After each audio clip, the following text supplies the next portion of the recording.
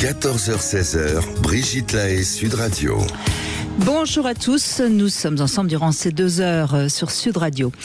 L'IVG, intervention volontaire de grossesse, est un acte qui se banalise de plus en plus et c'est sans doute une erreur parce que ce n'est jamais un acte anodin.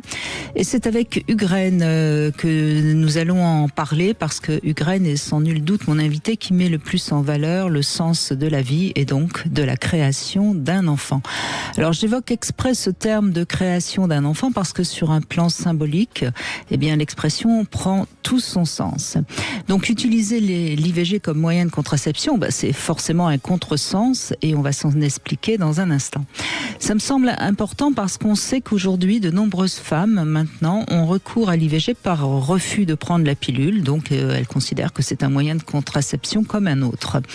Et puis on évoquera peut-être aussi les fausses couches qui sont la plupart du temps un événement douloureux parce que sur le plan psychique, eh bien c'est une sorte d'échec, comme si on n'était pas capable de mener à terme sa grossesse. Et c'est en plus assez incompris par l'entourage. En tout cas, vous avez peut-être envie de témoigner, même si c'est difficile pour vous, je vous invite à nous rejoindre parce que mettre des mots sur sa souffrance, eh bien c'est toujours un acte positif. Alors, pour nous témoigner ou poser vos questions, vous connaissez notre numéro, c'est le 0826 300 300. Bonjour Hugues, merci d'être avec nous pour ces 2 heures. Oui, bonjour Brigitte. Merci bien de m'inviter pour cette émission qui en effet touche le cœur des femmes et pose des questions essentielles que vous avez brillamment exposées. Merci. C'est gentil. Non, mais je crois que c'est important déjà de rappeler que l'IVG c'est pas un moyen de contraception parce que c'est malheureusement ce qu'on entend parfois de plus en plus. Oui, tout à fait. Alors là, d'ailleurs, j'étais un petit peu choqué en vous entendant parce que je pensais pas que c'était quand même quelque chose d'aussi répandu. Je savais que certaines femmes l'utilisaient, mais que ça devienne quelque chose qui semble répandu dans ce que vous dites, ça me choque beaucoup. Parce qu'en effet, il y a quand même des risques médicaux à l'interruption de grossesse qui sont bien contrôlés, qui sont faibles, mais qui sont pas anodins. Donc c'est pas du tout une contraception, c'est certain. Et donc ça veut dire qu'il y a aussi donc cet acte médical qui par lui-même peut poser problème. Et puis il y a quand même derrière aussi les conséquences psychiques que vous avez évoquées rapidement, et puis on reviendra dessus, je pense, au cours de l'émission. En fait, ce qui se passe, pour être plus clair, c'est qu'il y a de plus en plus de femmes qui sont anti-pilules parce que c'est pas naturel. Bon, bref, on va pas venir sur ce débat-là. On en parle souvent avec Christian Jamin. Et du coup, comme la méthode naturelle n'est pas aussi efficace comme contraception, elles se retrouvent enceintes et elles n'ont pas envie et donc elles pratiquent l'IVG. Alors, il est évident que on n'est pas du tout pour remettre en cause l'IVG, mais c'est peut-être mieux quand même d'être conscient que c'est pas totalement anodin. Moi j'aimais bien, c'est pour ça que j'ai parlé de la création, la création d'un enfant, au sens symbolique du terme, ça veut dire que on a créé quelque chose et le détruire, c'est forcément plus fort que de considérer qu'il se passe pas grand chose et que on enlève ce qui se passe, quoi. Tout à fait, ouais. Du point de vue symbolique, comme vous le dites, et puis aussi du point de vue même philosophique ou éthique. Et puis il y a des tas de choses qu'on ne sait pas sur la vie intra-utérine. Donc on rentre dans ce monde, je l'ai déjà développé plusieurs fois dans l'émission avec vous, Brigitte. On rentre dans le monde de la vie intra-utérine sans trop savoir ce qui s'y passe et avec des actions violentes, l'IVG étant une action violente. Et comme vous dites, il ne s'agit pas de remettre en cause en totalité l'IVG, il s'agit de lui trouver une place mesurée et la plus réduite possible pour dans la nécessité qu'il y a d'utiliser, parce que c'est pas du tout anodin, ni psychiquement, ni médicalement. Et d'ailleurs, je pense qu'on en sera convaincu à 16h quand on aura entendu différents témoignages. Alors la fausse couche, c'est pas tout à fait la même chose parce que c'est rare, enfin c'est pas volontaire. Alors il faut rappeler souvent que quand il y a fausse couche, c'est parce que l'embryon n'était pas viable. Je crois que je ne dis pas de bêtises en disant ça. Tout à fait, oui. Le plus souvent, c'est qu'il y a une anomalie chromosomique. Donc, d'un point de vue médical, mais il faut faire attention à ce qu'on dit aux femmes, d'ailleurs, quand elles viennent en consultation en gynéco-obstétrique. C'est-à-dire que, et je vais expliquer pourquoi, c'est que quand, d'un point de vue médical, c'est quelque chose qui est relativement banal, je dirais. Par contre, le vécu, lui, n'est pas banal. Et donc, il y a une différence entre l'investissement qu'il y a eu dans cette grossesse, le vécu lui-même, et l'aspect médical, quand c'est une fausse couche précoce, qui est en effet une régulation d'une une régulation normale, entre guillemets, d'un phénomène qui s'est mal développé, l'embryon s'est mal développé, le plus souvent il y a une anomalie, type trisomique par exemple, et du coup il y a une régulation qui se fait. Voilà, mais ça n'enlève rien évidemment à cette, comment dirais-je, à ce sentiment d'échec, je crois déjà, parce que pour une femme, c'est un peu l'impression qu'on mène pas à terme sa grossesse. C'est aussi beaucoup de joie et d'espoir qui tout d'un coup partent. Et puis c'est assez, enfin je veux dire, c'est un traumatisme au moment de la fausse couche. C'est toujours très désagréable de voir ce qui se passe dans son corps. Oui, complètement. Il y a tout à fait. J'adhère complètement à ce que vous dites. Après, il y a des exceptions. Et les exceptions, j'en ai vu, et pas énormément, mais j'en ai vu. C'est des femmes qui étaient enceintes et qui en fait ne souhaitaient pas cette grossesse. Et quand elles ont fait une fausse couche, eh bien, elles ont été plutôt rassurées parce que finalement, c'était pas le moment pour elles, c'était pas ce qu'elles souhaitaient. Mais c'est quand même exceptionnel parce que le plus souvent, en effet, soit il y a un désir de grossesse, et à ce moment-là, ça fait les blessures dont vous parlez, avec un investissement assez fort. Soit, en effet, il y a le choix d'une interruption de grossesse, mais quand la grossesse s'arrête spontanément, ça peut être quelquefois bien vécu. Et justement, l'homme, l'éventuel futur père, est-ce qu'il prend conscience de ce que sa femme, justement, traverse quand il y a une fausse couche, ou est-ce qu'il n'a pas tendance à banaliser ? On peut pas faire de généralité, non, mais je sais bien. Mais l'homme ne le vit pas comme vous le suggérez, ne le vit pas du tout de la même façon que la femme. La femme, elle le vit dans son corps, elle le vit comme quelque chose qui appartient à sa biologie, à sa physiologie, à son être profond même, et cette création dont vous parlez. Et pour l'homme, c'est pas aussi ça. Lui, il est plus distancié. Un peu comme le médecin d'ailleurs, qui dit ce qu'il peut, mais qui fait comme il peut, mais qui est plus distancié par rapport à ça. Donc oui, en effet, il y a un vécu qui est un petit peu plus lointain, le plus souvent. Alors bien sûr, comme on vient de le dire, il y a des cas où c'est comme ça que ça se passe, et où l'homme est très investi et où c'est très douloureux pour lui aussi. Il faut pas. Donc c'est du cas par cas, c'est ça que je veux dire finalement. En tout cas, si on veut vous suivre, Ugraine, je rappelle que vous avez un site, nouveauparents-nouveausenfants.fr, et on peut vous retrouver également sur ugraine.com. Ils sont en ligne, évidemment. Bon, dans un instant, et je la remercie, on va voir le témoignage de Marjorie, justement, qui a quelque chose à nous raconter de difficile, justement, par rapport à l'IVG. 14h-16h, Brigitte Lahaie, Sud Radio. C'est en compagnie de Ugraine, gynécologue obstétricien qui a beaucoup travaillé justement sur les questions d'infertilité, qui a beaucoup écouté les femmes depuis si longtemps, que nous évoquons ce que peut ressentir une femme justement lorsqu'elle pratique une IVG. Marjorie, merci d'être avec nous. Bonjour. Oui, bonjour Brigitte, bonjour Hugues. Bonjour. Voilà, moi en fait, je peux vous raconter en gros. Voilà, je suis tombée enceinte, je m'y attendais pas du tout, je m'en suis pas du tout rendu compte au départ, parce qu'en fait je prenais la pilule, j'avais juste, j'avais oublié un médicament mais que j'avais repris quelques heures après, donc si vous voulez c'était pas pour moi. Quand je suis tombée enceinte, je m'en suis pas rendu compte. C'était l'été, il faisait très chaud. Non, mais c'est un accident et ça arrive, attention. Voilà, donc j'ai pas pris la pilule du lendemain, du coup. Ne vous sentez pas sinon, coupable. Je l'aurais fait. Je me suis sentie un peu coupable et je m'en suis un peu voulu. Je me suis dit, mais quand même, à ton âge, parce que j'avais 37, je me suis dit quand même, t'étais plus une gamine, t'aurais pu faire plus attention. Voilà. Et donc c'était l'été, il faisait très chaud, donc je me suis pas rendu compte des nausées, c'était explicable. Il y a plein de choses qui étaient explicables par autre chose, jusqu'à ce que ça me saute aux yeux un matin, et donc je suis allée prendre rendez-vous. Et donc, pour moi, c'était évident parce que la situation faisait que c'était pas possible d'avoir cet enfant. Bien sûr. Mm-hmm. Et en fait, quand le gynéco m'a dit par contre, on peut pas prendre de médicaments, faut faire une intervention chirurgicale. Là, ça a été très dur parce que. Vous étiez enceinte de combien de temps ? Ça faisait 2 mois. Oui. Mm-hmm. Voilà, parce que je m'en suis pas rendu compte. J'ai mis tous les symptômes sur le dos d'autre chose, quoi. J'ai pas trop voulu voir, je pense. Il est certain qu'il y a eu un petit peu votre inconscient qui vous a joué un tour, là, je crois, Ugraine. On peut l'imaginer. Mais bon, après, c'est à vous d'interpréter pourquoi votre inconscient a eu envie de vous jouer ce tour. Hein. Vous savez, notre inconscient, on n'en est pas responsable. On peut apprendre à mieux, dialoguer avec lui pour mieux se connaître, mais on ne peut pas se sentir coupable lorsque c'est inconscient. Je ne sais pas si vous êtes d'accord avec ça, Hugren.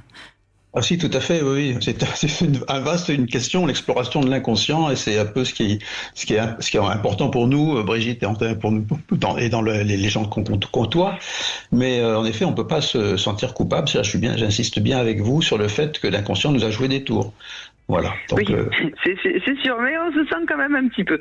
Enfin bon. Et puis après, donc j'arrive, j'ai les cours, je dis les médicaments c'est pas possible, il faut faire une intervention chirurgicale. Et moi je m'étais fait opérer 2 ans auparavant de complètement autre chose, et j'ai une grosse peur de l'anesthésie générale. Donc en fait le seul truc auquel je pensais, c'est je veux pas d'anesthésie générale. Et en fait c'est presque ça a occulté le fait que pourquoi je venais. Ça a tellement pris de place de me débrouiller avec le corps médical pour pas avoir d'anesthésie générale, que au final, en fait, quand j'ai su que je l'aurais pas, j'étais soulagée, j'étais détendue, ça s'est très bien passé, et sur le coup, j'étais vraiment soulagée. Je me rappelle que le gynéco m'avait dit vous pouvez prendre rendez-vous chez un psy et tout, et en fait, ça allait très bien. Et puis au final, au moment où j'aurais dû accoucher, que là, j'ai commencé à aller pas très bien. Que ça a commencé à remonter un peu ce qui s'était passé. C'est-à-dire c'est au moment où vous réalisez que si vous n'aviez pas fait cette IVG, vous seriez peut-être en train de mettre un enfant au monde, que là, ça vous a rattrapé.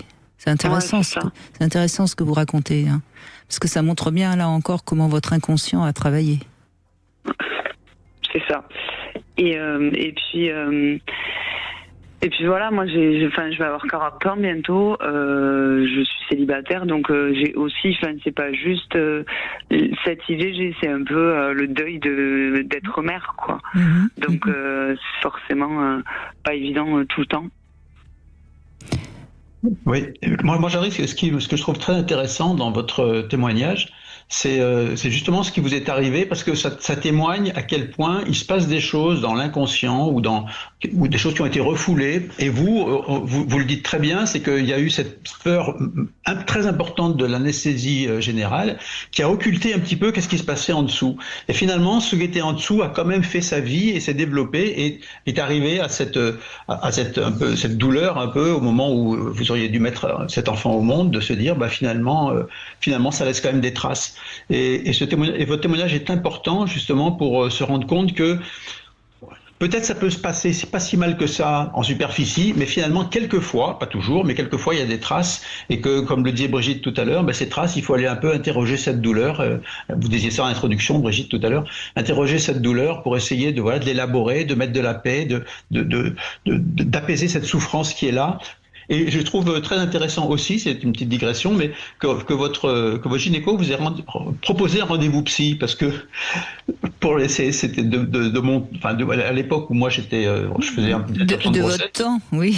De mon temps, j'allais dire, mais surtout, comme je continue à travailler sur d'autres choses un peu différentes, mais où je faisais des interruptions de grossesse, parce que j'en ai fait, moi je le proposais, mais il y en avait assez peu qui le proposaient, pensant que c'était banal, alors qu'en fait, non, on sait que ça peut laisser des traces, et vous en êtes la preuve, Marjorie. Mais en tout cas, oui, allez-y, pardon. Ce gynécologue, il était vraiment, c'était vraiment quelqu'un à l'écoute, parce que en fait, c'était très compliqué, vraiment. Moi, quand j'ai voulu l'anesthésie locale, il s'est pris la tête avec les anesthésistes. Ça n'a pas été facile, en fait. Hein. Vraiment. Il vous a respecté, en fait. Ouais, j'ai vu 3 anesthésistes qui m'ont presque forcé à l'anesthésie générale, quoi. Ils m'ont fait peur volontairement. Enfin, c'était hyper compliqué. Et moi, je me suis dit, mais en fait, s'ils me font une anesthésie générale, je m'en fous, je le fais pas, je m'en vais, quoi. C'était et donc c'était quelqu'un d'hyper respectueux, d'hyper dans l'empathie, et ça, je pense pas qu'il y en a forcément, même de nos jours, encore beaucoup. J'ai parlé moi à des gens autour de moi, des femmes autour de moi qui ont vécu des avortements aussi, dans la même période un peu, c'est pas forcément évident avec tous les médecins, quoi. Non, bien sûr. Bien sûr, il y a évidemment l'éthique du médecin, sa façon de voir la vie, etc. Moi, je crois, Marjorie, ce qui peut vous aider, c'est que finalement, vous avez eu ce qu'on appelle un choix paradoxal à faire. C'est-à-dire, à la fois, c'était pas possible de garder cet enfant pour des raisons que vous ne nous avez pas expliquées, mais à la limite, ça ne nous regarde pas. Et puis, il y avait quand même en vous un désir d'avoir un enfant, ou en tout cas un désir d'être mère, pour reprendre les propos que vous avez tenus. Et donc, c'est par rapport à ces deux choix qu'il fallait bien trancher, hein, de toute façon. Vous pouviez pas. Parfois, on peut garder le mari et l'amant, mais là, en l'occurrence, c'était pas possible de garder les deux. Donc, ce qu'il faut que vous fassiez, à mon avis, c'est que vous avanciez, alors peut-être maintenant avec un psy, sur qu'est-ce qui fait que vous avez choisi un choix plutôt que l'autre? Parce qu'en fait, pour moi, l'histoire, c'est que c'était trop compliqué. La personne avec qui c'est arrivé était en couple avec un enfant, et en fait, ça aurait fait trop. Moi, je me voyais pas déjà éduquer un enfant toute seule. Je me voyais pas imposer à quelqu'un un enfant qui ne voulait pas. Ça, pour moi, c'est pas possible.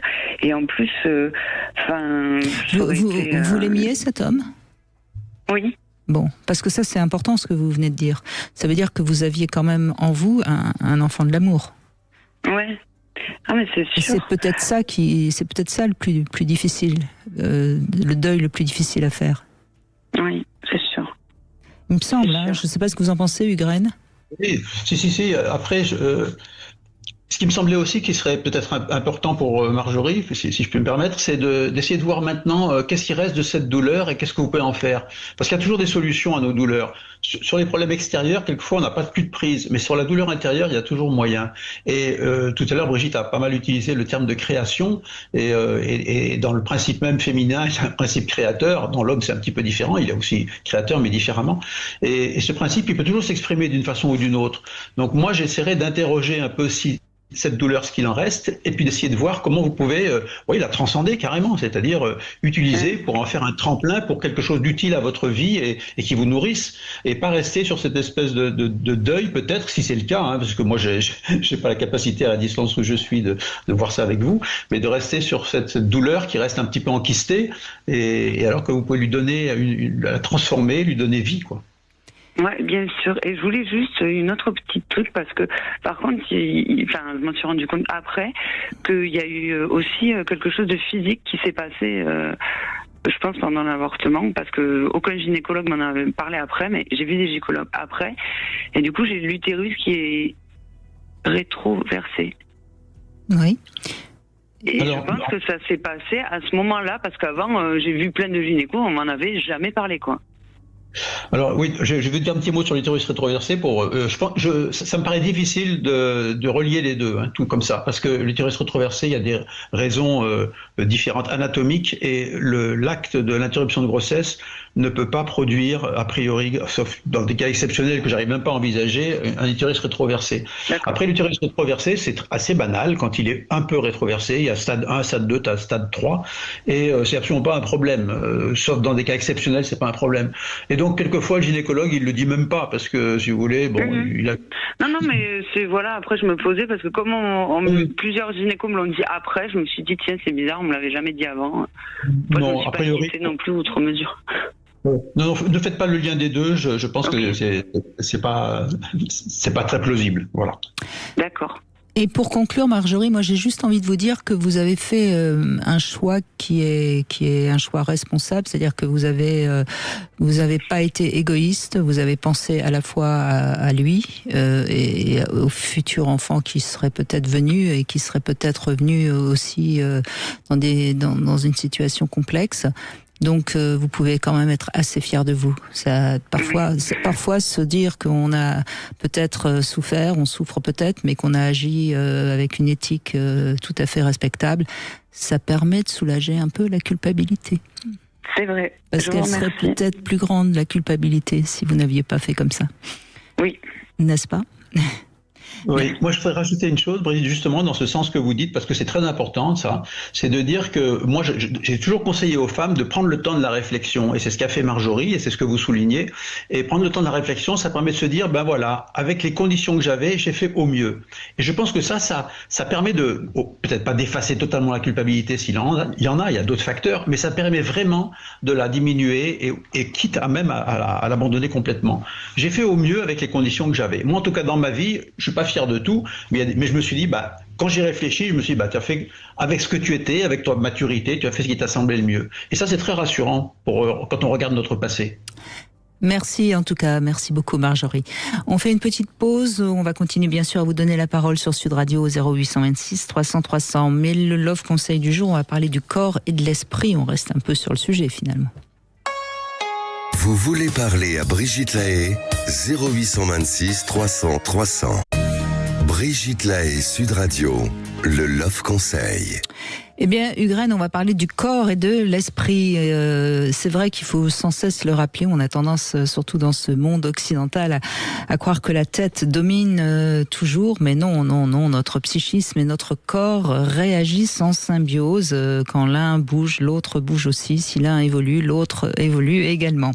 Et c'est vrai qu'on a tendance à croire que c'est le contraire, hein, que la tête commande et que le corps obéit. Et c'est intéressant à comprendre lorsqu'on parle des thérapies, parce que dans la majorité, elles favorisent l'évolution du psychisme. Hein. On parle, parfois même on intellectualise un peu. Alors certes, c'est efficace, mais ça peut être assez lent, alors que travailler sur le corps, parfois, surtout dans certains cas, et surtout en ce qui concerne la sexualité, eh bien c'est parfois beaucoup plus efficace. Et c'est parce qu'on travaille sur le corps que aussi l'esprit va s'ouvrir. Donc, par exemple, si votre problème c'est la timidité, par exemple, forcément votre corps est un peu fermé, un peu coincé, pourrais-je dire.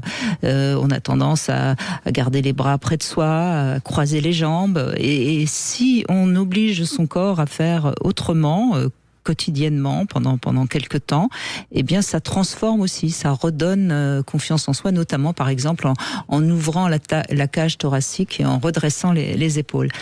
Autre exemple, si vous avez souvent tendance à vous mettre en colère, eh bien si vous vous obligez à faire des gestes plus ronds, plus lents, eh bien comme par miracle, l'agressivité va tout doucement diminuer. Donc ça, c'est vraiment important de comprendre que notre attitude corporelle peut et faire évoluer notre esprit. Hugraine, je vous laisse réagir. Ah oui, alors écoutez, je trouve ça génial parce qu'en effet, l'approche que psychologique, elle me paraissait, et puis on le sait depuis longtemps, un petit peu limitée, même si elle a fait de grandes choses. Mais l'approche selon différentes modalités, que ce soit par les rites, que ce soit par le corps, comme vous le soulevez, que ce soit aussi par le psychisme, bien sûr, mais qu'on rentre par plusieurs portes d'entrée dans cette unité qui est l'humain, fait de corps, d'esprit et de psychisme et d'esprit, d'être essentiel, on va dire, qu'on rentre par ces trois axes-là, ça me paraît complètement essentiel de nos jours et tout à fait d'actualité parce que de plus en plus, comme vous le soulignez, les approches psychologiques, elles intègrent ces dimensions-là.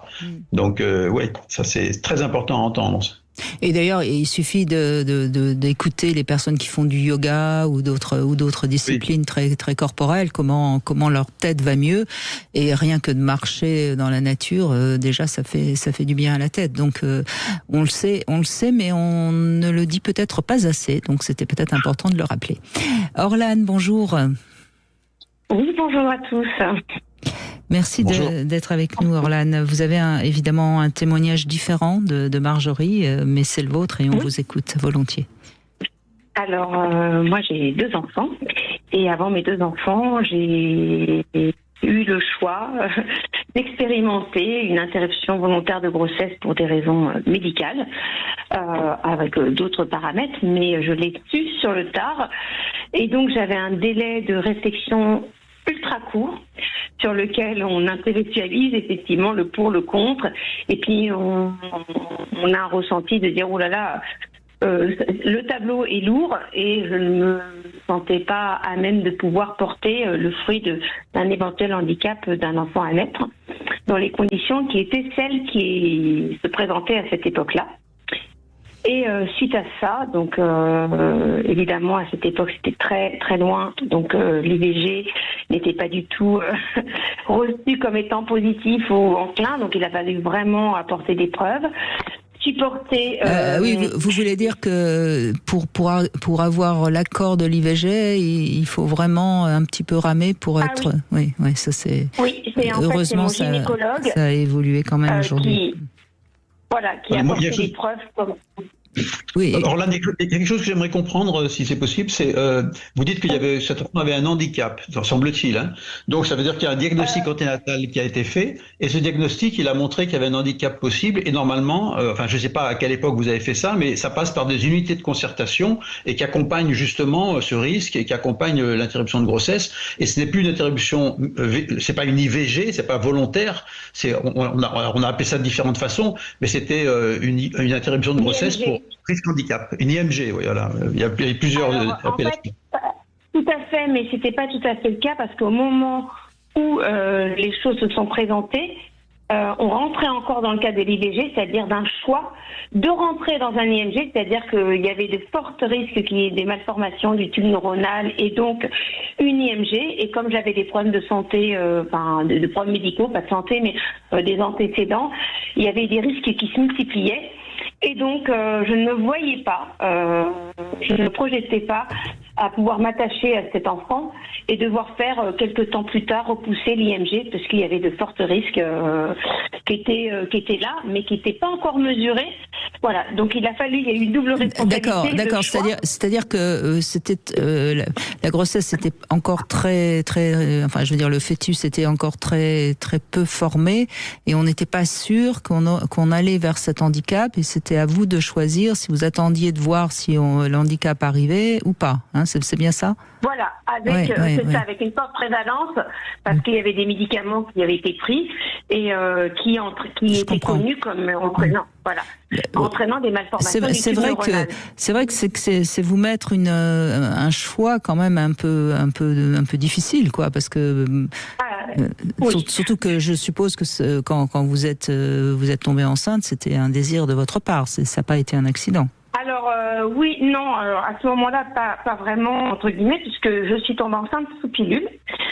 Et donc, du coup, si je vais expliquer un petit peu l'histoire, c'est que à cette époque-là, il a fallu que mon gynécologue apporte les preuves, comme quoi il n'y avait pas eu d'oubli, qu'il y avait eu ces risques-là qui ont été posés pour avoir le droit à une IVG. Là, on exagère un peu quand même. Hein. J'espère que c'est plus comme ça aujourd'hui, Hugues-Reine.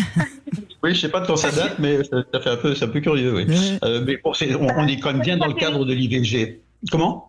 Voilà, ça fait plus de 20 ans et honnêtement, moi je me souviens très bien, ça m'a marqué très honnêtement, puisqu'après c'était une décision, l'appel, on appelait les hôpitaux pour pouvoir prendre une place et avoir l'accord et on dit voilà, nanana, donc c'était fait comme tel et on l'a appris parce qu'en fait, quand je l'ai appris, le délai de l'IVG, on avait quelques jours, entre guillemets, vraiment ça a été particulier, donc je ne sais pas si ça se serait reproduit dans un autre contexte, mais dans la pluralité de mon contexte à moi, j'avais peu de délai, avec beaucoup de responsabilités, et donc suite à ça, je reprenais le fil conducteur, c'est que à cette époque c'était pas bien vu, donc quand vous faisiez une IVG, vous y alliez, une fois que c'était fait, on vous dit rentrez chez vous et reprenez votre vie normale, sauf que votre vie elle n'est pas tout à fait normale, on n'est pas forcément bien traité.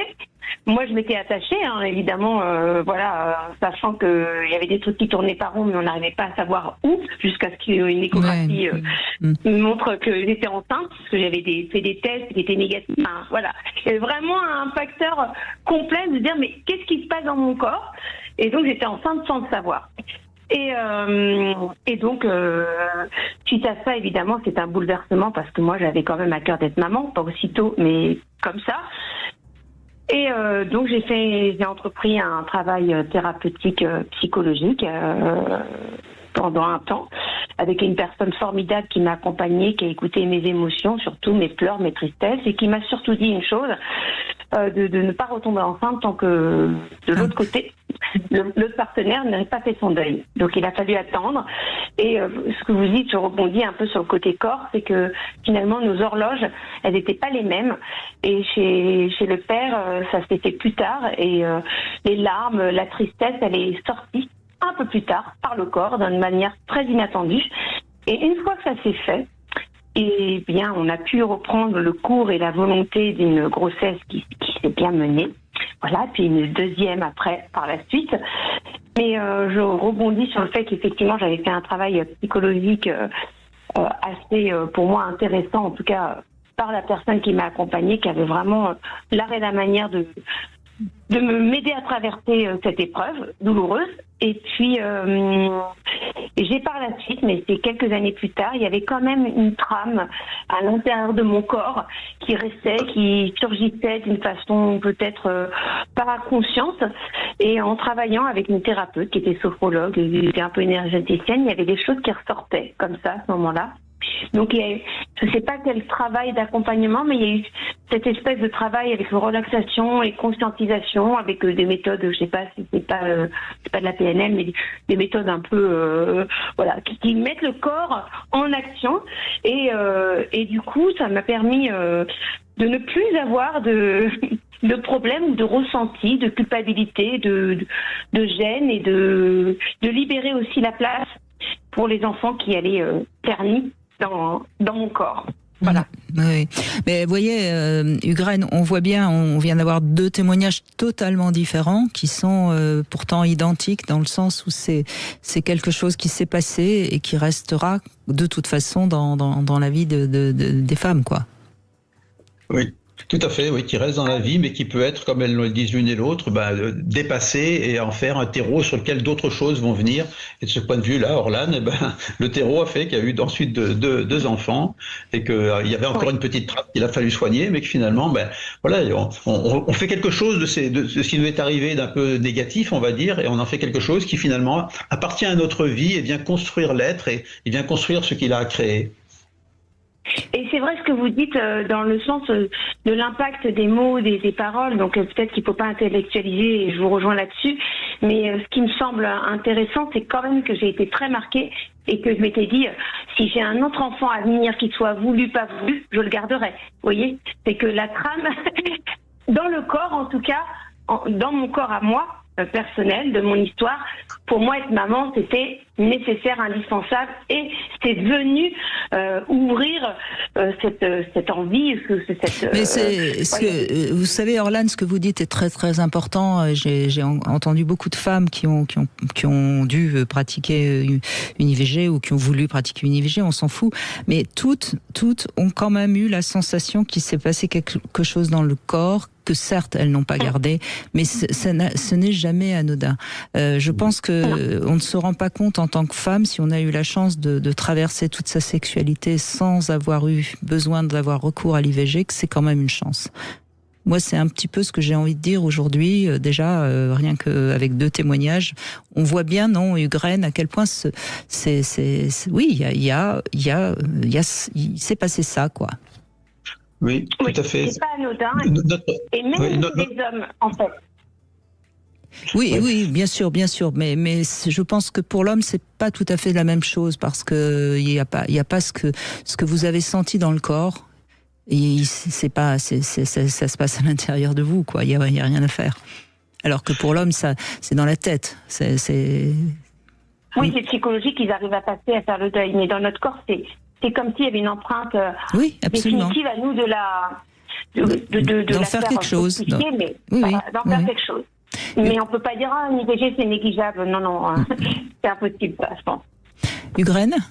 Oui, c'est-à-dire le plus souvent, on tient compte surtout de ce qui s'est passé dans le corps, sans se rendre compte que tous les autres niveaux dont on a parlé un petit peu tout à l'heure sont atteints positivement ou négativement d'ailleurs, mais que la dimension psychologique, bien évidemment, on vient de le voir, mais la dimension psychologique, il y a des profondeurs différentes et selon la profondeur à laquelle on trouve des choses un peu plus essentielles. Et puis il y a la dimension aussi évolutive, la dimension de l'être, la dimension de l'essentiel, et que la grossesse touche toutes ces dimensions.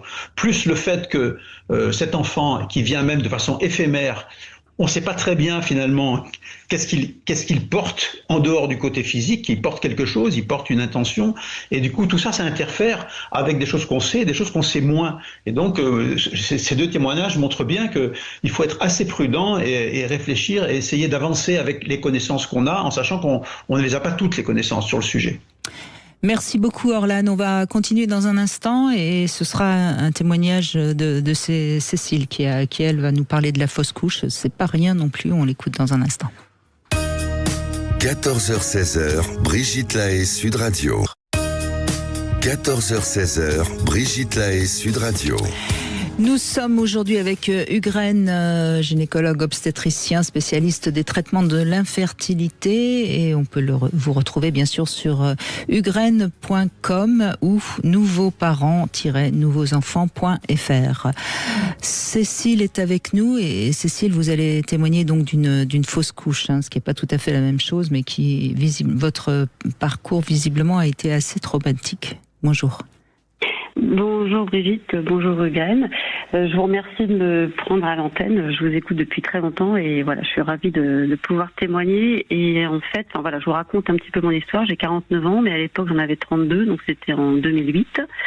J'avais déjà un enfant et avec mon ex-mari, mon mari de l'époque, on voulait un autre enfant. J'étais pas tout à fait prête. Je tenais à le dire aussi parce que ça peut avoir une incidence sur la suite. Moi, je voulais attendre un petit peu avant d'avoir un enfant, mais bon, comme on était compatibles et qu'on arrivait facilement, on va dire, à procréer, on va dire ça, je suis tombée enceinte, donc ma fille avait 2 ans. Et en fait, jusqu'alors, ça allait bien dans le sens où j'étais assez malade parce que j'ai beaucoup de nausées, donc j'ai broqué, j'avais fait les tests, je suis enceinte, impeccable. Et puis, donc, je vais faire la première échographie à 12 semaines. Et alors là, ça a été un choc terrible parce que on a découvert pendant l'échographie que le fœtus était mort. Voilà, donc j'ai eu cette image de l'échographie avec un bébé qui ne bouge pas. Alors un fœtus, parce que 12 semaines, c'est pas bien gros, mais bon, on voit déjà bien la forme quand même du fœtus. Oui, et puis pour vous, c'était votre futur bébé. Enfin, je veux dire, votre mot n'est pas choquant, Cécile. Oui, voilà, donc c'était, on s'y attendait pas du tout puisque ma première grossesse était absolument bien passée. Donc là, ça a été un traumatisme. Heureusement que mon ex-mari était avec moi. Donc tous les deux, on a été très, à la sortie de cette échographie, ça a été très, très dur. Et en fait, c'était un vendredi et on m'a dit, écoutez, on va vous opérer seulement lundi. Et donc là, moi, je ne me voyais pas du tout rester avec un enfant mort en moi tout le week-end. Donc j'ai insisté et j'ai été opérée par curetage, donc avec anesthésie générale, le lendemain. Voilà, donc je suis restée une nuit avec ce fœtus en moi, donc un sentiment terrible de culpabilité parce que effectivement on se demande pourquoi cet enfant est mort, qu'est-ce qu'on a bien pu faire pour que ça arrive. Donc j'ai essayé mais voyez Cécile, je relève ce que vous venez de dire. D'abord, vous avez dit un enfant mort, donc ça montre bien que pour vous c'était votre enfant, c'était pas un fœtus, et ça c'est important. Et ensuite on entend, ça fait 2 fois que vous parlez de culpabilité, et on entend Marjorie, Orlane, elles ont aussi parlé de culpabilité. Oui, tout à fait. Et je trouve, alors je sais pas, Hugues Rennes, qu'est-ce qui fait que les femmes ont ce sentiment de culpabilité parce que dans les 3 témoignages qu'on entend, il n'y a pas à se sentir coupable. Comment vous analysez ça, vous qui avez certainement entendu tellement de femmes en parler? Je dis pas qu'on peut faire le tour de la question comme ça en une seule fois, mais par contre, ce qui me semble, c'est qu'il y a un poids sociétal. C'est-à-dire que la société a développé depuis très longtemps maintenant le fait que la femme, elle est faite pour procréer. Autre chose pour procréer. Et que quand elle fait pas ça, du coup, c'est pas vraiment une femme, ce qui est une aberration totale pour moi. Mais, donc je répète juste ce que porte un peu cette société. Je n'adhère absolument pas à cette vision-là, et très loin de là. Et je pense que ça, du coup, c'est inscrit dans l'inconscient ou dans le subconscient collectif, et que du coup, la fausse couche, c'est dire finalement, t'es pas vraiment une femme, quoi. Il y a quelque chose qui marche pas. Et encore, je répète bien que c'est une idée pour moi totalement folle de dire ça. Il y a aussi, je pense aussi, après une blessure, peut-être que les psychologues diraient qu'il y a une blessure un peu narcissique, c'est-à-dire que voilà, j'étais parti pour faire une belle chose et puis ça se termine pas très bien, et comme si ça atteignait l'être dans ce qu'il a d'essentiel, ce qui est pas le cas. La femme n'est pas faite que pour faire des enfants, loin de là. Voilà, donc il y a un petit peu ça. Et puis il y a le contexte aussi social, mais plus proche de la famille qui va agir. Il y a beaucoup de choses comme ça. Le contexte personnel, le contexte social et le contexte aussi de la famille. Oui, et justement, Cécile, je suppose que donc à 12 semaines, vous aviez déjà dit autour de vous que vous étiez enceinte. Oui, tout à fait. Et donc ça Oui. doit être difficile aussi d'en parler. Je sais pas, qu'est-ce que vous en diriez? Disons qu'on a averti tout de suite nos parents respectifs de ce qui arrivait. D'ailleurs, tout le monde a été très triste pour nous, hein, mais moi c'est pas tellement ça. Moi c'est surtout en fait la prise en charge. Enfin, je voulais quand même en parler. Oui. Donc j'ai été prise en charge dans un hôpital privé qui donc m'a opérée. Bon, tout s'est presque bien passé, on va dire ça. J'ai eu quelques complications après, mais bon, malheureusement ça peut arriver. Mais c'est surtout la prise en charge psychologique qui n'a pas été du tout présente. À savoir que en fait, on ne sait pas ce qui est arrivé au fœtus. Alors je comprends bien que on n'a pas les moyens de faire des analyses génétiques à chaque fausse couche, ça je le conçois complètement. Mais je n'ai pas su le sexe, je n'ai pas su pourquoi, je ne sais même pas ce qui était devenu du corps du fœtus. Parce qu'effectivement, là, 12 semaines, on ne fait pas de déclaration comme quoi l'enfant est mort-né. Hein. Enfin, c'était trop jeune. Bien sûr. Mais c'est vrai qu'après, je me suis posé beaucoup de questions. Qu'est-ce qu'il est devenu de ce fœtus? Est-ce qu'on le jette aux ordures comme... Alors, c'est peut-être un peu violent ce que je viens de dire, mais c'est vrai que c'est quand même des questions qui me sont apparues beaucoup plus tard. Ben, ça me paraît, mais je crois qu'en effet, ça me paraît évident que c'est des questions qui devraient être soulevées avec vous et le corps médical. Hugues, je vous laisse réagir parce que vous connaissez bien mieux que moi ce domaine. Oui, alors d'abord je vais dire une chose, c'est que quand en tant que gynécologue obstétricien, on a une femme comme ça qui vient à 12 semaines faire son écho et qu'on doit lui annoncer que finalement, contre toute attente, l'enfant s'est arrêté de se développer, c'est chaque fois un choc, même pour nous. C'est-à-dire qu'on sait très bien qu'on est annonciateur d'une mauvaise nouvelle, que jusque-là tout allait très bien et que en quelques secondes, il faut dire des choses qui peuvent être de l'ordre de l'horreur, vécues de façon horrible. Donc c'est déjà c'est pas confortable, mais nous on a à l'assumer. C'est pas un problème, on peut l'assumer. Mais on essaie de faire ça le plus délicatement possible, mais n'empêche que c'est quand même un choc, parce qu'une fois qu'on a posé la sonde et que c'est arrêté, on peut pas dire ça va bien. Donc ça va quand même assez vite, hein, l'histoire.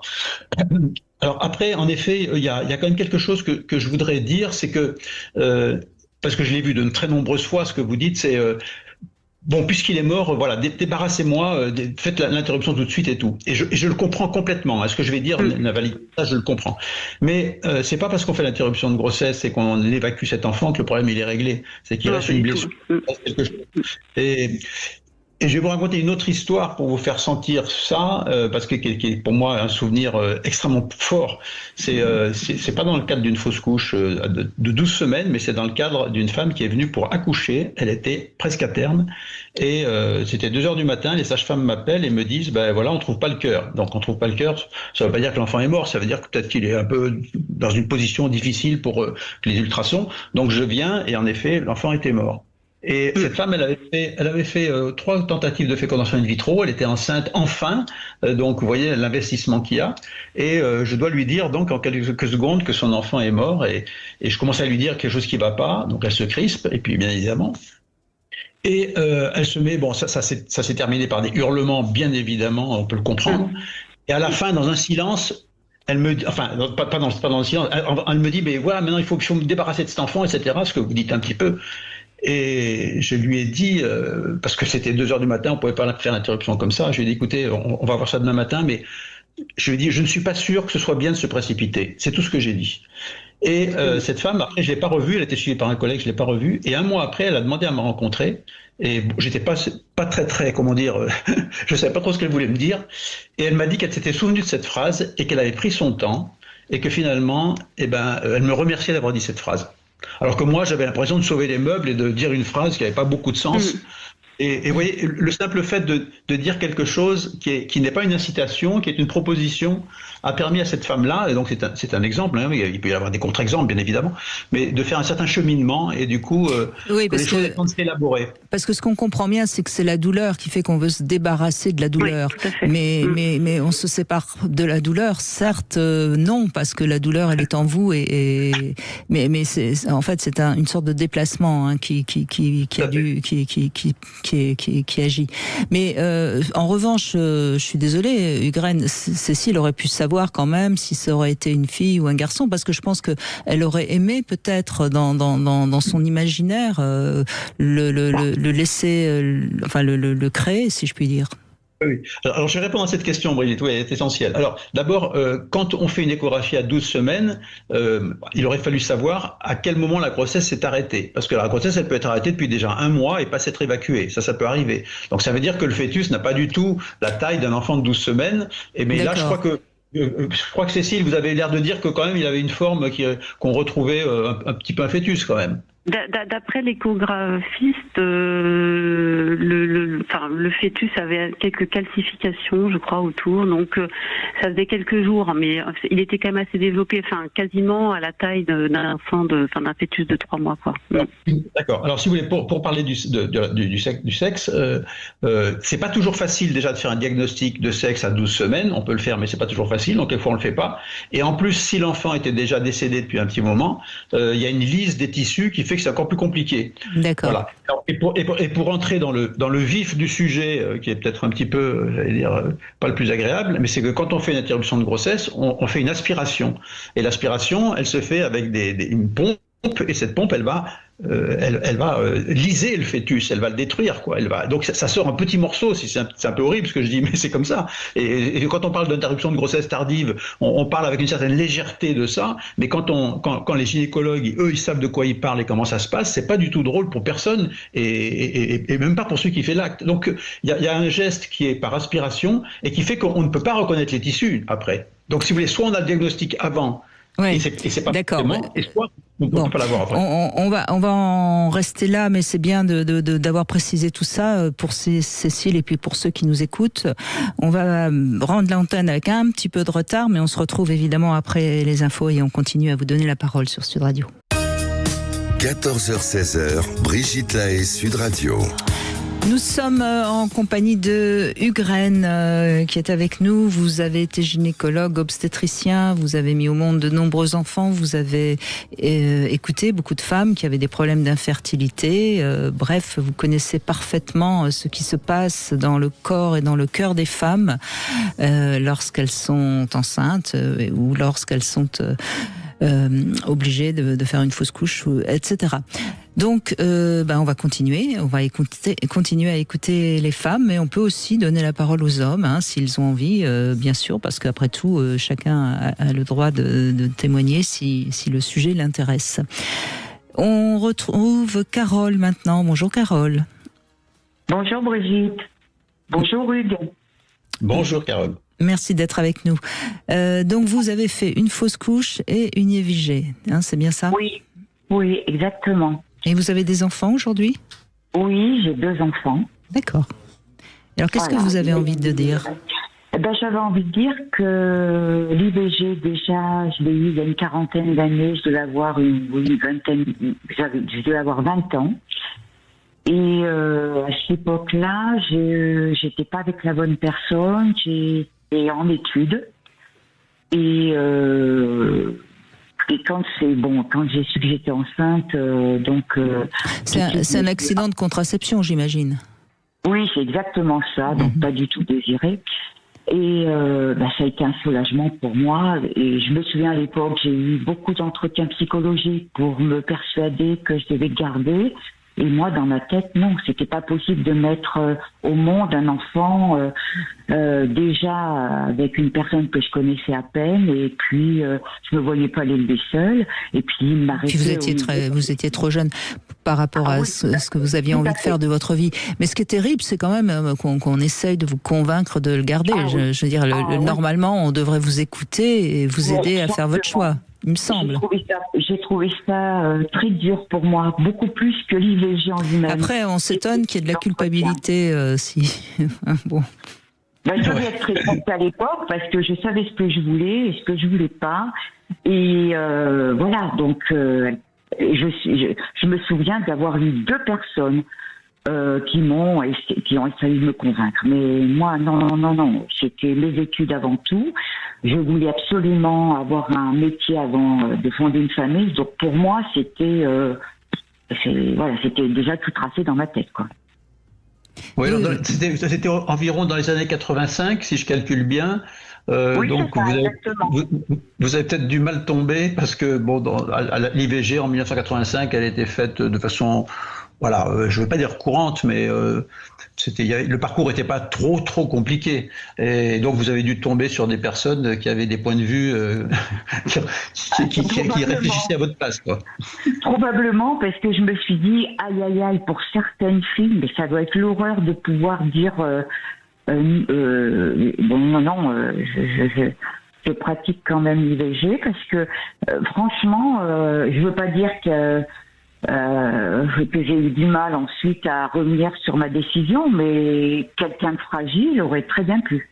Donc ça, par contre, j'ai très mal pris, quoi. Oui, le but, c'est pas de choisir à la place des femmes, hein, c'est de les aider dans leur propre choix. Donc, exactement. Pas du tout, c'est pas le but. Ouais.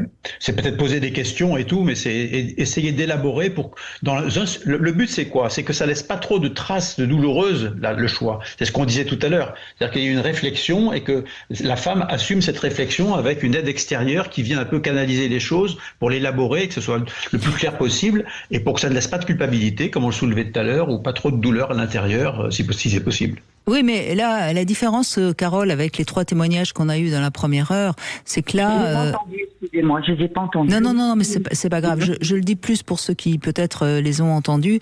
Les 3 témoignages qu'on a eus, c'était des enfants qui n'étaient peut-être pas programmés, mais qui en tout cas étaient une création d'amour, quoi. Tandis que vous, on entend bien que c'est un accident. Une erreur de parcours.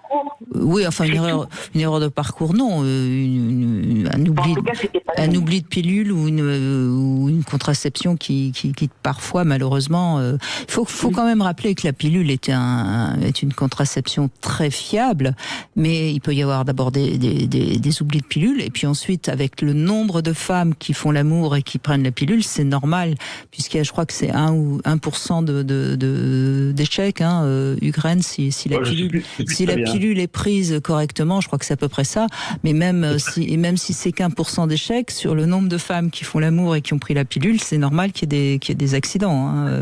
Et quand ça tombe sur soi, c'est 100%, c'est pas 1%. Au-delà de ça, qu'est-ce que je voulais dire Bon, et votre fausse couche, visiblement, vous l'avez bien prise aussi, il me semble. Écoutez, j'ai eu... Donc, j'avais 27 ans, j'ai rencontré donc mon ex-mari et on était tout à fait d'accord pour avoir un enfant et on l'a eu vraiment désiré dans l'amour. Puisque moi, de toute façon, même très jeune, il était hors question que je n'avais pas d'enfant. Donc ça, c'était programmé dans ma vie, dans ma tête. Et parce que, je suis très très maternelle, je suis...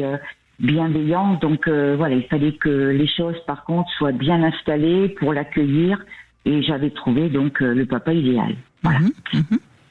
Ensuite, donc j'ai eu mon garçon et puis 2-3 ans après, j'ai été enceinte et j'ai commencé à avoir des saignements au bout de 3 mois. Et on m'a dit, écoutez, après l'échographie, effectivement, donc le fœtus ne vivait plus. Donc là, pareil, fausse couche. Et donc je suis rentrée à l'hôpital, mais vraiment dans ma tête c'était pour moi c'était une sélection naturelle. Je me suis dit peut-être que cet enfant il serait arrivé à terme, peut-être que il aurait eu un handicap. Enfin, pour moi, dans ma tête, c'était une sélection naturelle. Voilà. Mais vraiment. Oui, mais c'est certainement ça. D'ailleurs, on sait très bien que les fausses couches, la nature n'est pas parfaite, contrairement à ce que certains aimeraient croire, n'est-ce pas, Ukraine ? Oui, alors pas parfaite ou parfaite, puisque dans les cas où elle est parfaite, eh ben, elle évacue ce qu'elle n'arrive pas à concevoir de façon c'est vrai, tout à fait viable. Bravo Ugraine. Vous pourriez retourner la chose, Brigitte, en me disant qu'en fait, oui, mais elle a quand même un peu daubé le truc au départ. Donc, mon argument n'est pas complètement solide. Non, mais oui, enfin bon. En tout cas, c'est bien aussi d'entendre des femmes qui sont passées, qui ont bien vécu les choses, parce qu'après tout, on voit bien comment chacune vit les choses à travers son prisme à elle. Merci Carole, en tout cas. On va faire une petite pause et on va écouter un homme dans un instant, justement. 14h-16h, Brigitte Lahaie, Sud Radio. Nous sommes toujours avec Ugraine et nous évoquons donc les IVG, les fausses couches avec Pascal maintenant qui prend la parole. Bonjour Pascal, merci de réagir. Bonjour Brigitte, bonjour docteur. Voilà, je suis un petit peu étonné qu'il n'y ait pas d'autres zones qui interviennent sur cette émission, parce que moi je fais partie de ceux qui pensent que c'est une co-responsabilité entre la femme avec qui on est ou avec qui on a une relation. C'est une co-responsabilité. L'avortement, ça ne va jamais être quelque chose qu'une femme porte toute seule. C'est pas acceptable. Et en tout cas, c'est pas ce que je pense des relations hommes-femmes. Bon, j'ai vécu, moi, la loi Veil pendant les années 70 qui a été votée. Je me rappelle de tout ça. Bon, à l'époque, on trouvait ça très bien. Bon, c'était vraiment une libération pour des millions de femmes, et voilà. Mais je ne remets pas en cause du tout ça, mais simplement, aujourd'hui, je me pose la question, et j'ai une question à vous poser. Est-ce qu'on est certain, mais absolument certain, qu'il n'y a aucune forme de conscience dans le fœtus ? Alors là, je laisse Ugraine répondre, qui est beaucoup plus apte à répondre que moi, sur ces questions un peu délicates. Ugraine, qu'est-ce que vous répondez à Pascal ? Alors, non, on est certain de rien du tout. Mais on peut plutôt penser. Alors, très tôt dans la grossesse, je pense qu'on ne peut pas répondre. Un peu plus tardivement dans la grossesse, il y a des moyens d'exploration de la vie intérieure et du psychisme, des moyens d'exploration profonds qui permettent de penser qu'en effet, il y a une conscience. À quel moment elle arrive, je ne sais pas, et je pense que personne ne le sait. Chacun a un peu son hypothèse là-dessus. Il y en a qui disent qu'elle est là dès le début, il y en a qui disent qu'elle est là un peu plus tard. Moi, je ne sais pas, j'ai pas la réponse. Mais ça me paraît relativement fiable de dire que il y a une forme de conscience, de toute façon, à partir du deuxième trimestre, je pense qu'il y a une forme de conscience. Je précise d'ailleurs, Pascal, parce que je vois très bien quel est le sens de votre témoignage, que Ugraine a beaucoup milité pour pas qu'on rallonge trop le temps de possibilité de pratiquer l'IVG. Hein. Donc, vous êtes certainement... De 12 à 14 semaines, c'est ça. Hein. Ouais. C'est passé de 12 à 14 semaines récemment, là. C'est ça, Ugraine, hein, si je me... Oui, c'est ça. Alors, moi, j'ai pas d'opinion tranchée sur toutes ces questions. Hein. C'est-à-dire que même sur l'IVG, je peux pas dire qu'il faut être. Voilà, je ne sais pas. Mais je pense qu'il faut ça, au moins avoir l'intelligence et l'honnêteté de se poser des questions. Et la question que vous posez, elle est essentielle. Et je vous remercie vraiment parce que justement, ça fait très longtemps que je dis qu'il faudrait s'interroger sur qu'est-ce qui se passe dans la vie intra-utérine. Pour ceux que ça intéresse, j'ai fait des conférences là-dessus, j'ai fait un montage vidéo qui est sur ma chaîne, où j'essaye d'expliquer ce qu'on sait avec tous les moyens d'investigation qu'on a. Donc, je pense que la question que vous soulevez, elle est totalement essentielle et il faudrait que beaucoup d'équipes se penchent là-dessus pour essayer d'y voir clair. Même s'il y en a qui l'ont fait, il faudrait beaucoup renforcer cette recherche, parce qu'autrement on fait un peu du tout et de n'importe quoi, en pensant qu'il s'y passe rien, alors qu'il s'y passe énormément de choses. Je vous remercie beaucoup pour votre réponse et c'est vraiment beaucoup d'honnêteté et je vous avoue qu'avant de la poser cette question, j'ai beaucoup hésité parce que je me suis dit c'est quand même malvenu de mettre cette éventualité-là possible, enfin cette éventualité au centre de la question, parce qu'en fait tout est là et bien entendu tout est là. Non Pascal, parce que la question elle est d'abord de laisser la liberté aux femmes d'avoir un enfant, de ne pas l'avoir, etc. Maintenant, là où vous avez raison, c'est qu'il faut responsabiliser les femmes et que l'IVG n'est pas un acte anodin. Voilà, c'est en ce sens qu'en effet, l'échange que vous avez avec Ukraine va dans le sens de l'émission que j'ai eu envie de faire aujourd'hui. Alors, je préciserai, vous dites les femmes, mais j'estime que les hommes aussi sont concernés. Enfin, c'est moins que Alors, c'est compliqué. Oui, non, mais c'est compliqué, je pense. Attendez, c'est pas une opération des amygdales, c'est pas une. Non, je suis d'accord. Non, je suis d'accord, Pascal, mais c'est toujours la même histoire. Je pense que si, je suis. Alors à ce moment-là, si les hommes sont concernés aussi, si un homme veut garder l'enfant, il peut obliger la femme à le garder. Vous voyez, c'est compliqué. Oui, je me permets. J'ai permis de dire quelque chose là-dessus, si vous voulez. En effet, parce que ça s'est présenté de plusieurs fois, cette chose-là. Hein, c'est pas du tout exceptionnel qu'il y a un avis différent. Mais justement, c'est ça qui fait que on peut juger si vraiment ce couple est une relation d'amour, c'est que on écoute l'autre et on essaye d'élaborer les choses ensemble. Et si ces deux êtres intelligents et qui se comprennent et qui se respectent, il y a quelque chose qui peut trouver une solution où tous les deux s'y retrouvent. Mais justement, c'est bien le problème, c'est que souvent chacun a un avis contradictoire et qu'on est figé sur sa posture, rien n'est possible. Et de toute façon, à ce moment-là, comme le souligne indirectement Brigitte, mais peut-être directement aussi, c'est quand même dans le corps de la femme que ça se passe et que finalement, c'est quand même elle qui aura le dernier mot. Hein, mais je respecte totalement votre posture en tant qu'homme d'ailleurs, d'abord en tant qu'homme et en tant que gynécologue. Bien évidemment, j'avais mon mot à dire aussi. Bon, moi, il se trouve qu'il n'y a jamais eu de fausse couche ni d'interruption de grossesse, mais j'aurais eu mon mot à dire là-dessus, bien évidemment. Moi, j'ai jamais eu à prendre de décision concernant cette. Ça m'est jamais arrivé de toute ma vie, hein, mais si ça avait dû m'arriver, j'avoue que je me serais quand même posé la question et je me serais senti vraiment concerné. C'est quand même. Non, mais bien sûr, non, mais voyez, Pascal, c'est toujours pareil, c'est que les gens responsables entendent ce que vous dites, et je pense qu'une femme responsable, elle fait pas un enfant dans le dos de l'homme, et si elle est enceinte, elle en parle avec son compagnon. Le problème, c'est que on a des femmes qui sont assez inconséquentes, et qui d'ailleurs, on en a de plus en plus qui font des bébés toutes seules, mais on a aussi des hommes inconséquents qui, une fois que la femme à accoucher s'en vont, donc c'est. Ah oui, ça monte pas, ouais. Ouais, vous voyez, donc Et ça s'est arrangé parce que dans les années 60, c'était encore pire. Hein, moi, je me souviens, j'étais bien plus jeune à l'époque, bien entendu, mais je me souviens des astres dans les familles quand la jeune fille rentrait et apprenait qu'elle était enceinte. Ça a été vraiment des choses terribles qui se sont passées, des familles qui se sont effondrées, et puis surtout des filles qui sont mortes, ça a été que tout ce qu'on connaît de l'histoire des avortements clandestins. Bien sûr.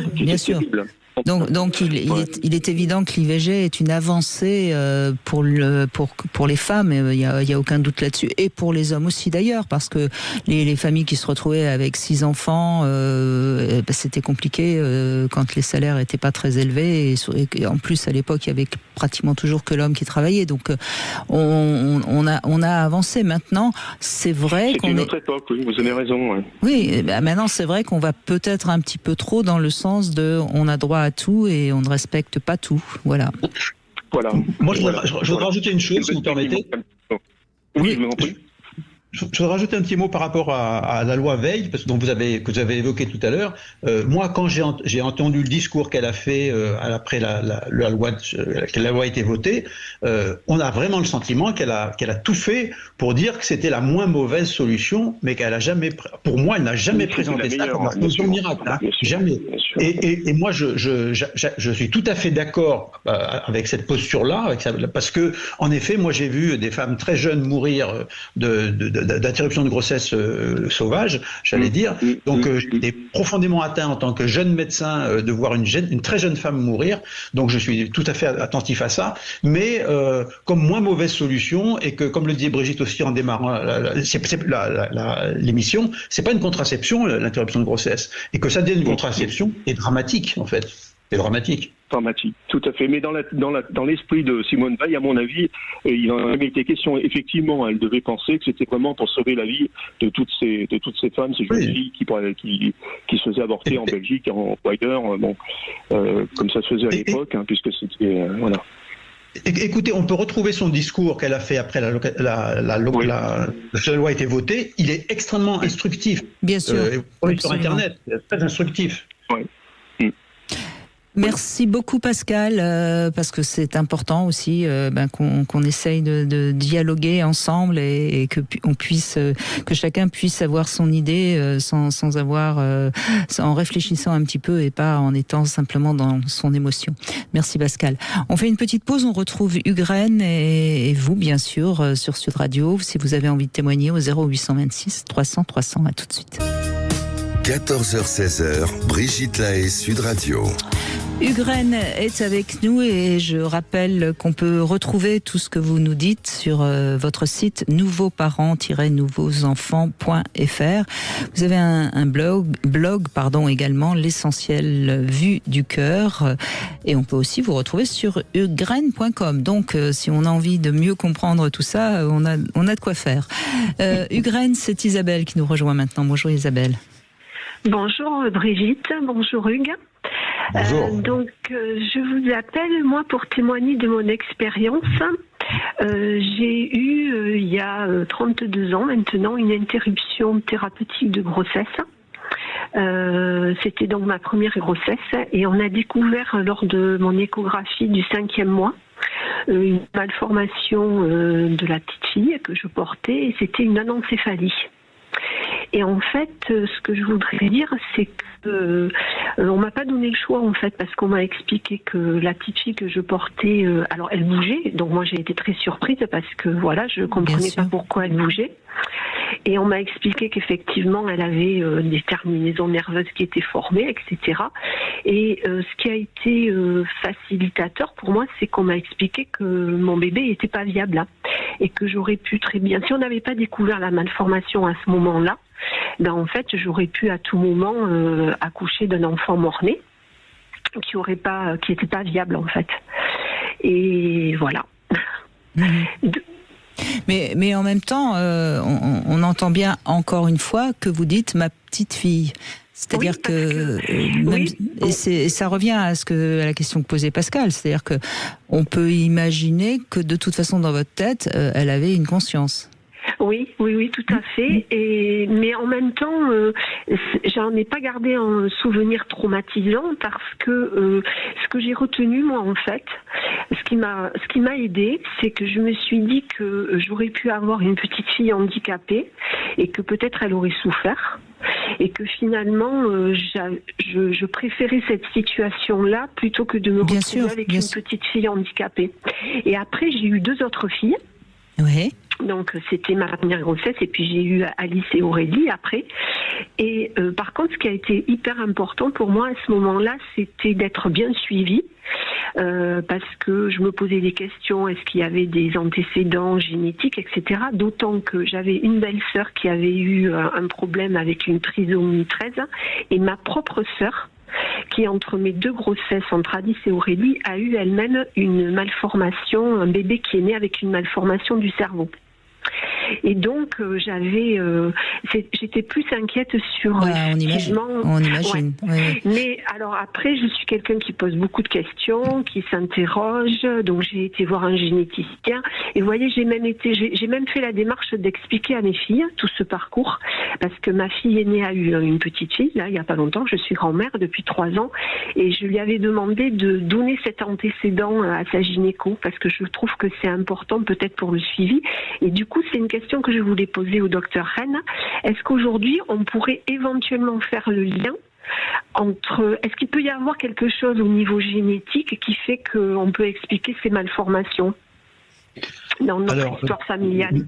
L'ensemble de tout ce que vous dites, moi je ne peux pas répondre clairement à cette question. Il y a toute façon dans ces cas-là, c'est assez compliqué. Ça s'appelle une enquête génétique, donc qui prend en compte non seulement le karyotype, mais qui prend en compte d'autres éléments d'antécédents.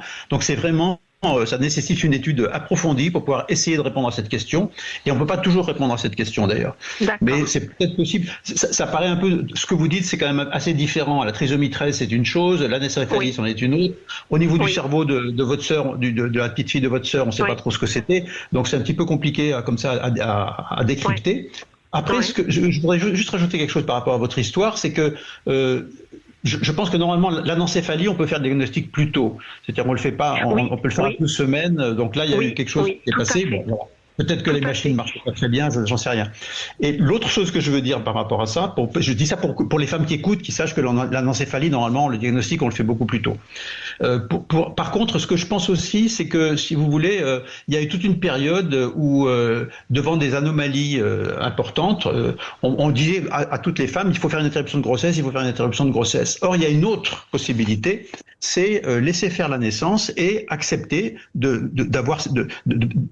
participer, enfin d'être là quand cet enfant meurt, avec bien évidemment tout l'entourage médical qu'il faut, antalgique, etc., etc. Et c'est aussi une possibilité et que médecins quelquefois n'envisagent pas parce que c'est pas dans leur conviction ou dans leur pensée. Et je crois que c'est une possibilité qu'il faut donner aux femmes. C'est-à-dire que finalement, si je devais résumer, vous avez dit tout à l'heure qu'on vous avait poussé à faire l'interruption de grossesse. Je pense que pour moi, c'est pas comme ça qu'il faut faire. Il faut produire une collaboration. Ouais. Il faut une collaboration et discuter entre le médecin et la femme et l'homme, bien évidemment, pour essayer de voir avec les données qu'on a, qu'est-ce qui est le mieux pour ce couple. Et pas à projeter directement une conduite à tenir, ce qu'on appelle une conduite à tenir, sur une situation.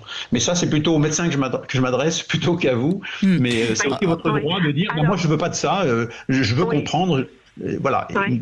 Alors peut-être que notre réaction, nous à l'époque avec mon mari, elle a été aussi très claire parce que je pense qu'on était déjà décidés. En fait, on s'est même pas posé la question. On a envisagé tout de suite l'interruption de grossesse en fait.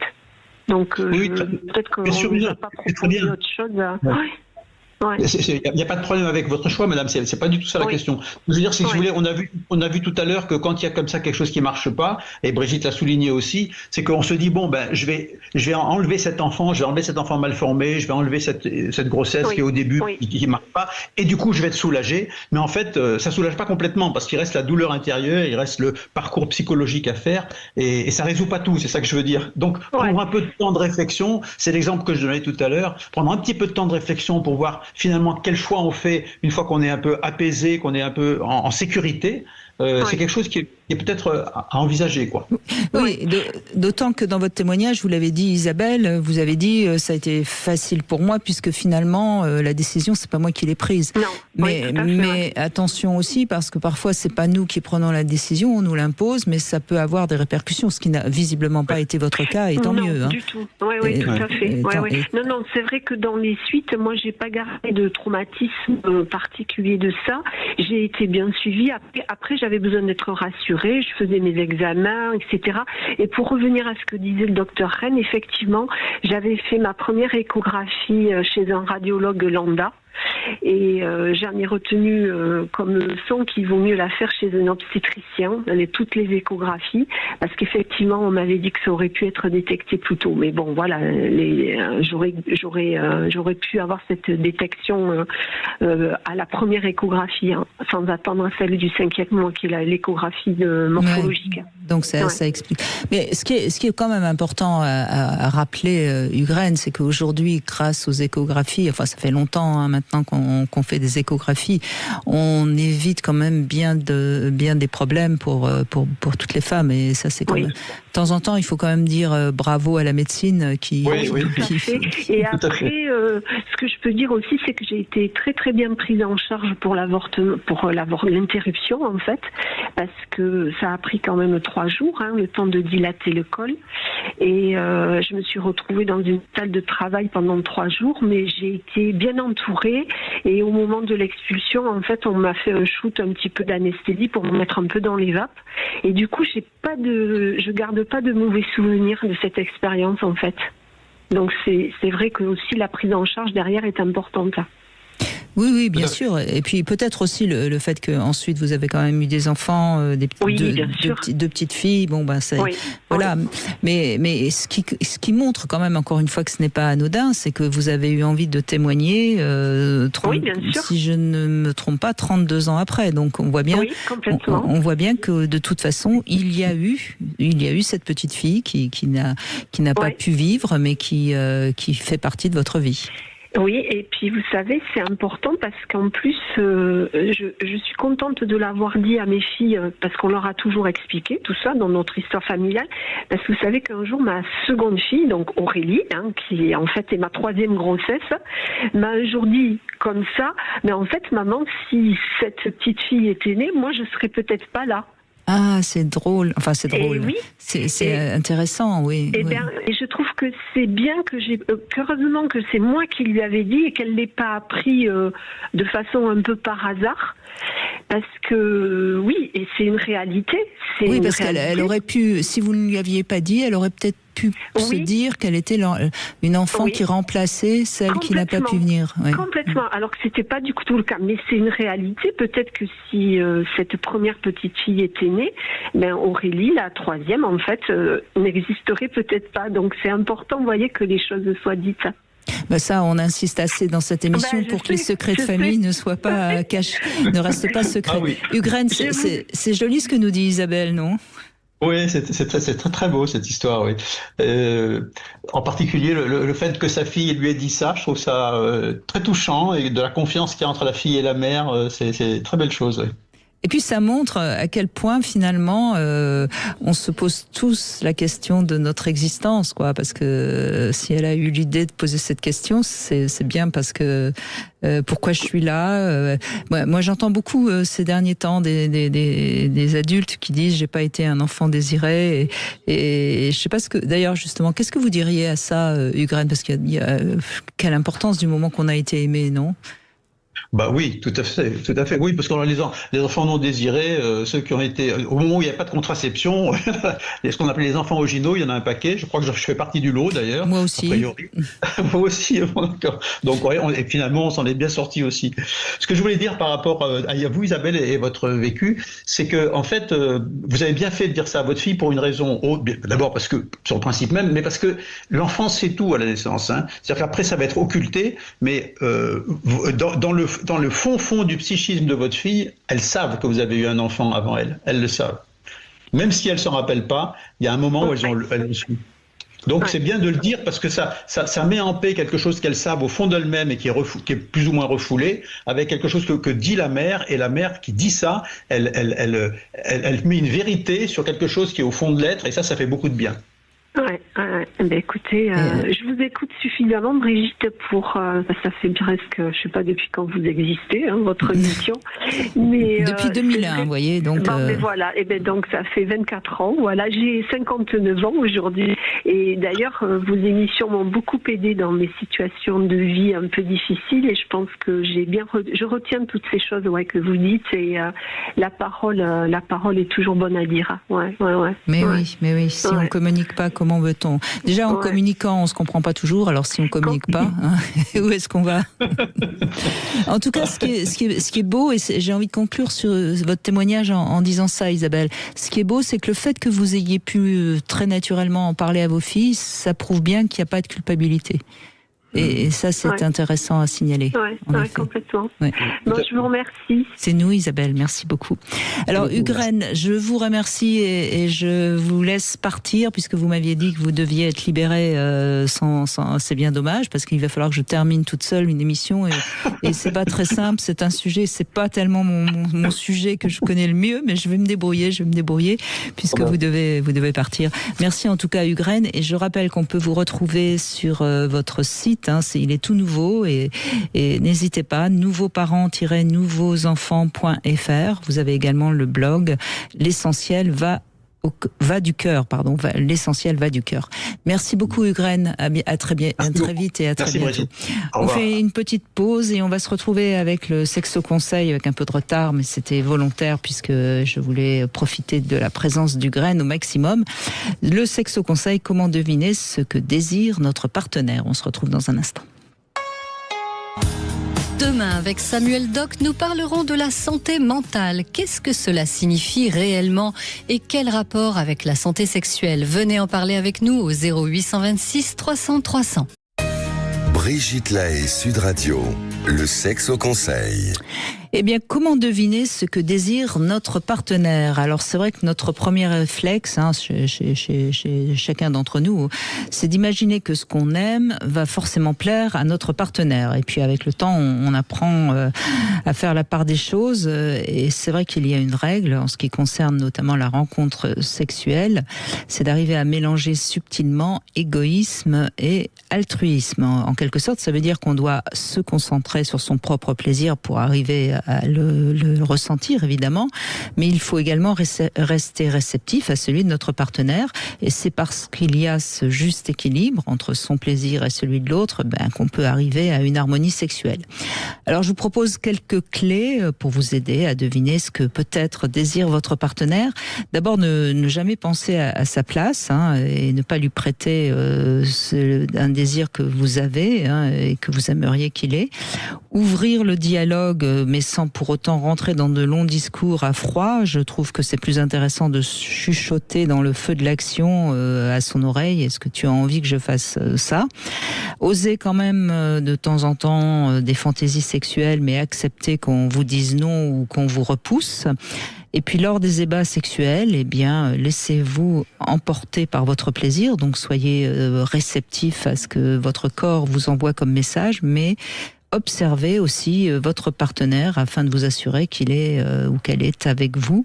Et puis laissez-lui aussi sa part d'initiative de temps en temps. Moi, ce que j'aime bien dire, c'est que normalement, il faudrait que de temps en temps, ce soit l'un qui décide et de temps en temps l'autre. Quand il y en a un qui domine dans la sexualité et qui est toujours le metteur en scène, en règle générale, ça peut parfois faire que l'autre se soumette un petit peu et donc ne soit pas toujours très d'accord avec ce qui se passe. Et on continue avec Sophie. Je crois que vous réagissez un petit peu au témoignage de Pascal qu'on a entendu tout à l'heure en deuxième heure, en début de deuxième heure. C'est bien ça? Oui, bonjour Brigitte. Écoutez, je suis très heureuse d'intervenir à la suite de l'auditeur, donc de Pascal et de ce qu'a dit Le Graine, parce que j'avais l'impression d'être un petit peu une extraterrestre dans ma façon de concevoir les choses. Et en fait, je voulais faire part de deux interrogations qui constituent en rien un jugement moral. Je ne juge. Alors moi, je n'ai jamais eu d'avortement, je n'ai jamais eu de fausse couche. Mais bien sûr, j'ai de la sympathie pour les femmes qui traversent ces épreuves-là. Et ce que je dis n'est aucunement une critique.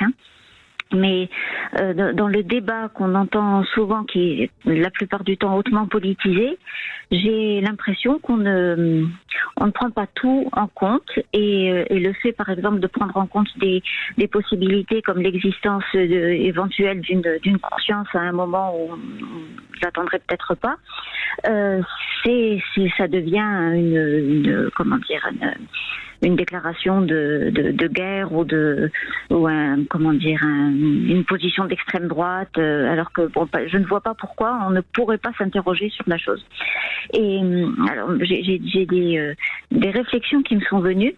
Oui, allez-y, oui. L'une, par exemple, c'est j'ai une amie qui a longtemps été végane, ça lui est passé depuis, mais elle a longtemps été végane. Et une fois, elle m'en a voulu parce que je lui ai donné un petit morceau on était au restaurant, je lui ai fait goûter un petit morceau de peau de poisson qui était servi comme des chips.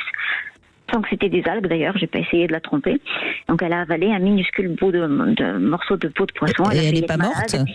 Non, elle n'est pas morte, mais elle pensait au pauvre poisson qui s'est étouffé, qui a eu très mal à cause d'elle, qui avait la gorge serrée, etc.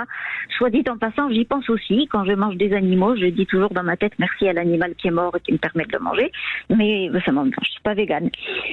Non, mais cela dit, pour revenir sur cette question de l'alimentation, Sophie, on a tous le droit d'avoir... moi, par exemple, il y a des aliments que je n'ai plus envie de manger parce que justement, par exemple, je peux plus manger d'agneau. Bon, mais c'est mon droit et chacun pense ce qu'il veut, mais en même temps, je ne suis pas fanatique et j'interdis pas aux gens de manger de l'agneau. Voilà. Absolument. Enfin, bon, c'était pas son cas, mais moi, ce qui m'avait frappé à l'époque, c'est que cette personne-là avait avorté. Et alors, je ne sais pas si elle m'a fait part de tout ce qui se passait dans sa tête, mais elle m'avait dit que ça lui avait posé aucun problème parce que elle en avait. Ah oui, je comprends ce que vous voulez dire. Alors que ça lui avait posé un problème d'avaler un tout petit bout de peau de poisson. Oui. Voilà, donc je trouve qu'il y a quelque chose d'extrêmement contradictoire, surtout quand on voit que certains mouvements, par exemple, quand on est écologiste, il est entendu qu'on est pro-avortement, et je ne vois pas ce qu'une chose a à voir avec l'autre. Parce que moi, je vote à droite et je suis très fortement préoccupée par l'environnement. Vous voyez ce que je veux dire? J'ai l'impression qu'on mélange un petit peu tous mais Sophie, le problème, dès que c'est un argument un peu fanatique, c'est que ça répond toujours à quelque chose de l'individu et qui est souvent pas du tout analysé. Donc, votre témoignage est très intéressant et votre comparaison est amusante et parle bien de ça, quoi. C'est-à-dire, qu'est-ce qui se passe? Pourquoi on est aussi contre ou aussi pour quelque chose? Voilà. Vous avez raison. Mais je crois, Sophie, qu'il y a le problème que notre société a aujourd'hui, et finalement, moi, ce que je dis souvent, c'est qu'on arrive un petit peu à l'écueil de la démocratie. Notre société, elle laisse maintenant beaucoup plus de place à l'individu qu'à la société. Et c'est quand même un problème, parce qu'une société, c'est fait d'individus, et bien sûr, moi, je suis évidemment pour la liberté de chacun, mais à un moment donné, la liberté de l'un, si elle pose question à la société, c'est un débat qu'on devrait pouvoir aborder tous ensemble avec des arguments qu'on discute. Et... je suis bien d'accord. Est-ce que je peux faire part d'une autre interrogation? Bien sûr, allez-y Sophie. Je m'intéresse depuis très longtemps à ce qu'il est convenu d'appeler les expériences de mort imminente. Oui. Alors il faut prendre ces choses-là avec des pincettes, parce que si on va par exemple sur Internet, on trouve absolument tout et n'importe quoi. On trouve des gourous, des chamans, des gens qui font part de choses absolument hallucinantes. Mais pour autant, il y a aussi des scientifiques qui s'intéressent de très près à la question depuis très longtemps, qui sont des gens très sérieux et qui font part de leurs expériences, avec leurs entretiens, avec les patients, etc. Et donc ça, je me fie à ces rapports je me fie à certaines personnes qui en parlent aussi, qui sont de bonne foi. Hein. Mais voilà, je pense qu'il ne faut pas prendre toutes les choses tout accepter à première vue. Et ce que je retiens de toutes les choses que j'ai pu lire et écouter, c'est que les scientifiques, même s'ils n'en font pas part parce que c'est encore mal vu, sont parvenus à la conclusion que le lien qu'on établissait auparavant entre la conscience et le cerveau, il est loin d'être établi, du moins de la manière dont on concevait auparavant. Donc par exemple, il y a ce médecin qui rapporte le cas d'une personne qui était en état de mort cérébrale en électroencéphalogramme plat, plus aucune réaction, pas de battement cardiaque, donc incapable de sentir, de penser, voilà. Et cette personne-là, mais je vous cite ce cas-là, mais il y en a beaucoup, a rapporté des événements qui s'étaient produits avec beaucoup de détails et une précision impeccable, s'étaient produits plusieurs pièces plus loin, ou à l'extérieur de l'hôpital, ou à 100 km de là, alors qu'il était en état de mort cérébrale, et sans avoir communiqué avec qui que ce soit d'extérieur. Voilà. Donc là, ça interroge. Ça ne prouve rien, mais ça interroge. Et je m'étonne qu'on ne fasse pas part de ces découvertes qu'on a faites sur ce qu'est la confiance, la découverte de l'immensité de notre ignorance sur ce qu'est la conscience, parce que pour moi, si ce que je dis est établi, ça veut donc dire qu'on est incapable de dire à quel moment commence la conscience. Et ça pose Sophie, vous posez la question essentielle qui me donne envie de continuer à travailler sur l'humain, parce que vous posez la question de la vie et de la mort. Et pourquoi l'être humain aime alors que l'animal n'aime pas? L'animal, il a des attirances, des affections, des excitations, mais on ne peut pas parler d'amour chez l'animal. Pourquoi l'être humain aime et a besoin d'aimer? Parce que c'est la seule façon d'accepter la mort et d'avoir envie de donner la vie. Donc vous voyez, vous posez la question essentielle, et merci, je trouve ça formidable de terminer cette émission sur cet échange qui est hautement philosophique. Oui. Et mes chiens ne seraient pas du tout d'accord avec vous sur la capacité des animaux à aimer. Alors le chien, c'est un cas à part. Alors il y en a d'autres qui vont me dire, mais il y a le chat, il y a le cheval, mais ce besoin d'amour qu'ont tous les êtres humains, c'est pas vrai chez l'animal. Après, chez le chien, je suis d'accord, il y a un tel attachement à son maître qu'on peut interpréter que c'est de l'amour. Mais est-ce que c'est pas un peu d'anthropomorphisme quand on voit la capacité qu'a le chien à aimer un autre maître? Oui, je crois que ça dépend largement des animaux et des. Oui, non, mais c'est un petit peu comme les enfants. Plus on leur parle et plus on les éduque, plus intelligents ils deviennent. On est bien d'accord, mais voyez, c'est un animal. Moi, ça m'est arrivé malheureusement d'être obligé de donner un chien. 2-3 mois après, il va aimer de la même manière un autre maître. C'est pas vrai chez les enfants. Oui, c'est pas faux. Ah bah oui, mais j'ai un peu réfléchi, vous savez, Sophie. Je n'en doute point. En tout cas, merci beaucoup de cet échange et chacun pensera ce qu'il voudra, mais c'est bien de pouvoir parler ensemble sans être tout de suite sûr qu'on a la vérité, parce que chacun a sa vérité, mais c'est parfois important qu'on découvre quelle est la vérité de la société et que chacun ne s'affirme pas comme étant la vérité absolue. Tout de suite, vous retrouvez Alexandre Delevanne pour C'est votre avenir. Demain, on va revenir avec Samuel Dock sur la santé mentale. C'est vrai que le monde est de plus en plus anxiogène et on parlera également de la santé sexuelle. De quoi on parle quand on parle de santé sexuelle ?